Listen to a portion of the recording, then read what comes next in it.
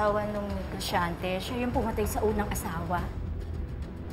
Social killer? May purse pa yata dati. Huwag na kayong ganyan. Hindi pa nga natin alam ang tunay na kwento niya eh. Welcome sa impyerno. Welcome sa impyerno. Reyna ng kasinungalingan. Kasinungalingan.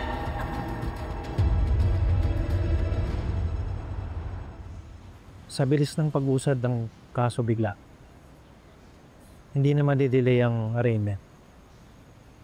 Makabubuti na rin na marinig agad yung kaso mo. Attorney, wala ho ba tong bail o piyansa? Walang bail ang kasong murder. Mahirap din kung magpapabail hearing pa tayo. Lalo na kung almost 10 years ka nagtago, Lorena. Trabahuin na lang natin na madinig dadad ang kaso. Ate, gagawin natin lahat, diba?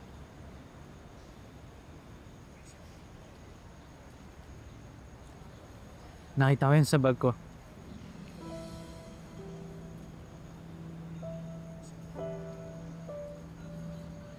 Tuwa ni Lia. Miss ko na yung anak ko. Kailangan ko kayanin. Alam ninyo, kayong dalawa na lang yung meron ako pag nabas ko. Kayo na lang yung pamilya ko. Ikaw, Tristana. At Manang Pilar. At syempre si Lia. Then we don't stop. He will still do everything. Opo, gagawin ko lahat para makasama ko kayo ulit dalawa. At ang anak ko paglabas ko. Pero habang nandito pa ako sa loob, si Lia, sana talaga ligtas siya.